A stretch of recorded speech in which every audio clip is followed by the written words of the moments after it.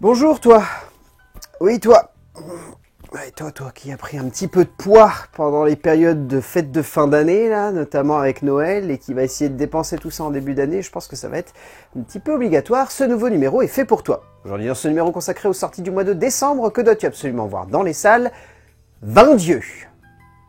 Filmer une certaine France, ce n'est pas donné à tout le monde, car beaucoup de réalisateurs se donnent pour objectif de filmer une certaine partie de la population, de lui donner une forme, un œil, un regard atypique et une logique cinématographique qui soit étonne, soit passionne, mais il faut avoir la bonne cohérence créative, artistique, pour ne pas tomber dans quelque chose de cliché et de facile. Louise Courvoisier ne tombe jamais dans cela, dans une première réalisation juste étonnante et enjouée, un moment de cinéma où l'on sent que la jeune auteure comprend ce qu'elle veut mettre en relief, mais surtout ce qu'elle cherche à évoquer avec une certaine forme de cinéma, une forme proche des gens, proche du simple, proche de l'humain, proche d'une certaine idée de 7e art qui fait plaisir à voir, qui fait plaisir à entendre et qui donne la pêche, tout cela avec une énergie communicative au cœur d'un film léger, mais en même temps très fort dans ce qu'il évoque. Cela transpirant de chaque pore d'une écriture particulièrement juste.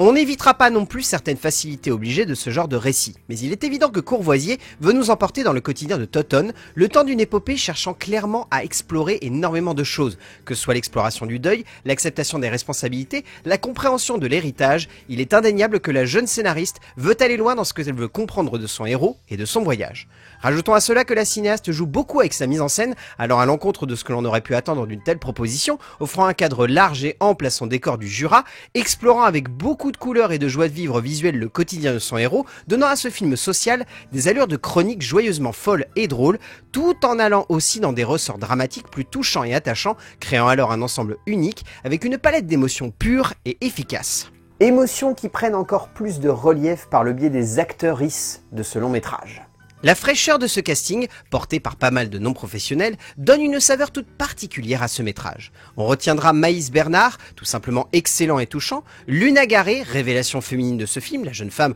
apportant beaucoup de douceur et de pureté à un personnage qui aurait pu être grossier et facile, mais surtout, il y a Clément Favot. La véritable performance de ce métrage, le jeune acteur, qui n'en est pas un à la base, se donnant corps et âme pour ce rôle qu'il porte à la perfection. Au fond, ce que 20 dieux réussit à être, c'est ce que beaucoup d'auteurs ne parviennent pas à toucher du bout du doigt en voulant être proche d'une certaine idée de la France, en explorant avec joie et tristesse, avec tendresse et âpreté, avec finesse et volupté, un cadre dans lequel des personnages simples deviennent grands, émouvants et attachants, le temps d'une œuvre rare qui sonne comme atypique au sein de notre cinéma, et ça fait beaucoup de bien.